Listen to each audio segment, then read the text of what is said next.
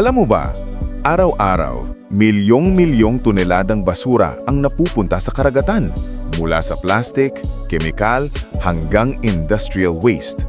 Ang mas nakakagulat, hindi lang iisang bansa ang may kasalanan nito. May mga bansang may maayos na waste management at mahigpit na environmental laws, pero meron ding mga bansa na, sadly, malaking bahagi ng polusyon sa dagat ay galing sa kanila. Iba-iba ang dahilan. Overpopulation, mahinang waste system, illegal dumping, at kakulangan sa environmental awareness. Base sa mga pag-aaral at environmental data mula sa mga international organizations at scientific research, malinaw kung sino-sino ang may pinakamalaking ambag sa ocean pollution sa buong mundo. Sa video na ito, aalamin natin ang top 10 bansang nangunguna pagdating sa ocean pollution. Anong bansa kaya ang number 1? At pasok kaya ang Pilipinas sa listahan? Pero bago yon, huwag kalimutang mag-like, comment at subscribe para updated ka sa mga content na informative, shocking at eye-opening. Let's get started! Top 10. Thailand. Ang Thailand ay kilala sa magagandang beach at tourist spots, pero may problema pa rin sa ocean pollution. Malaking bahagi ng polusyon dito ay galing sa plastic at single-use packaging. Ayon sa pinakabagong datos, ang Thailand ay nag-aambag ng humigit kumulang 22,806 metric tons ng basura sa karagatan bawat taon. Para mas maintindihan, ang isang metric ton ay kasing bigat ng 1,000 kilo. Para siyang 20 sako ng bigas na tig 50 kilos bawat isa, mga kabida. Ibig sabihin ay bawat taon, parang may mahigit 456,120 sako ng basura ang napupunta sa dagat mula sa Thailand. Alam mo ba? Sa kabila ng tourism, marami sa coastal areas ng Thailand ang nagre-report ng high levels ng plastic waste na nahuhulog sa dagat. Top 9. Bangladesh. Ang Bangladesh ay isa sa mga pinaka-densely populated countries sa mundo. Dahil sa sobrang dami ng tao at kakulangan sa maayos na waste management, malaking bahagi ng basura nila ay napupunta sa mga ilog at karagatan. Ayon sa latest data, ang Bangladesh ay may 24,640 metric tons per year na ocean pollution. Alam mo ba? Ang Bangladesh ay may ilang proyekto para sa river cleanup, pero kulang pa ito para masolusyonan ang problema globally. Top 8. Vietnam. Ang Vietnam ay isang bansang mabilis ang industrial growth pero may kakulangan pa rin sa waste management infrastructure kaya't marami sa plastic waste nila ang napupunta sa dagat. Ayon sa data, ang Vietnam ay nagko-contribute ng 28,221 metric tons per year sa ocean pollution. Alam mo ba, ang Mekong River, na isa sa pinakamahabang ilog sa Southeast Asia, ay malaking source ng plastic at basura na nakakalat sa karagatan mula sa Vietnam. Top 7. Brazil.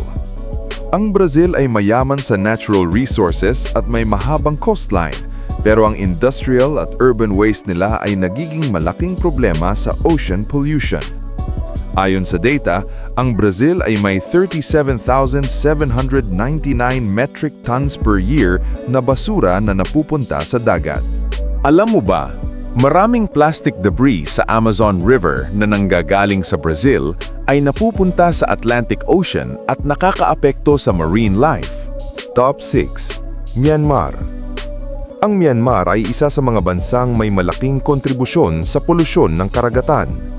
Tulad ng mga naunang bansa, ang kakulangan sa maayos na waste management at improper disposal ng plastic ang ilan sa mga pangunahing dahilan. Ayon sa pinaka-latest data, ang Myanmar ay may 40,000 metric tons per year na basura na napupunta sa karagatan. Alam mo ba, mahigit 80% ng basura sa dagat ng Southeast Asia ay galing sa ilog at malaking bahagi nito ay nanggagaling sa Myanmar. Top 5. Indonesia. Ang Indonesia ay isa sa mga arkipelagong bansa, kaya malaki ang epekto ng improper waste disposal sa kanilang karagatan. Maraming plastic at industrial waste ng kanilang bansa ay nagtatapos sa dagat. Ayon sa pinaka-latest data, ang Indonesia ay nagko-contribute ng 56,333 metric tons per year sa ocean pollution. Alam mo ba, ang Indonesia ay may garbage island sa ilang coastal areas, isang malaking accumulation ng basura na nakakaapekto sa coral reefs. Top 4. China. Ang China ay isang bansa na may malaking populasyon at mabilis na industrialisasyon, kaya isa sila sa may pinakamalaking source ng ocean pollution. Ayon sa latest data, ang China ay may 70,707 metric tons per year na basura na napupunta sa karagatan. Alam mo ba, sa kabila ng mga bansang nagtataguyod ng plastic bans, napakaraming single-use plastic ang patuloy na nagagamit sa coastal cities ng China. Top 3. Malaysia. Ang Malaysia ay may problema rin sa waste management, lalo na sa plastic at food packaging. Malaking bahagi ng basura nila ay napupunta sa mga ilog na umaagos sa karagatan. Ayon sa data, ang Malaysia ay nagko-contribute ng 73,098 metric tons per year sa ocean pollution. Alam mo ba, maraming coastal communities sa Malaysia ang umaasa sa fishing, kaya ang mismong dumarami nilang mga basura ay nakakaapekto rin sa kanilang kabuhayan. Top 2. India. Ang India ay may malaking populasyon at urbanization, kaya marami sa basura nila ang napupunta sa karagatan, lalo na sa mga ilog gaya ng Ganges at Brahmaputra. Ayon sa data, ang India ay nagko-contribute ng 126,513 metric tons per year sa ocean pollution. Alam mo ba, ang India ang source ng halos 1/5 ng total plastic waste sa karagatan sa buong mundo. Top 1. Philippines. Ayon sa latest data, ang Pilipinas ang may pinakamalaking kontribusyon sa ocean pollution sa buong mundo. Nakakalungkot at nakakahiya at the same time, hindi ba mga kabida? Maraming factors kung bakit ang ating bansa ang nangunguna sa ocean pollution. Isa na dito ang plastic pollution, overpopulation sa coastal areas at kakulangan sa solid waste management programs ng ating gobyerno. Ang Pilipinas ay nagko-contribute ng 356,371 metric tons per year sa ocean pollution. Ibig sabihin ay bawat taon, parang may mahigit 7,127,420 sako ng basura ang napupunta sa dagat mula mismo sa ating bansa. Kung ipipila mo ang bawat sako ng basurang itinatapon natin sa dagat kada taon, aabot na ito ng mahigit 3,500 kilometers. Pwede ka nang maglakad mula Manila hanggang Singapore. Alam mo ba, isa sa mga dahilan ng mataas na polusyon sa Pilipinas ay ang tinatawag na rivers as highways of waste. Ang mga basura na itinatapon natin sa mga ilog ay nagsasama-sama at dumadaloy papunta sa dagat. At ayan na nga, ang top 10 bansang nangunguna pagdating sa ocean pollution. Nakakalungkot isipin na sa ganitong klase na datos nangunguna ang Pilipinas, mga kabida. Ang kalinisan at malasakit sa kapaligiran ay hindi biro. Ito ay responsibilidad nating lahat.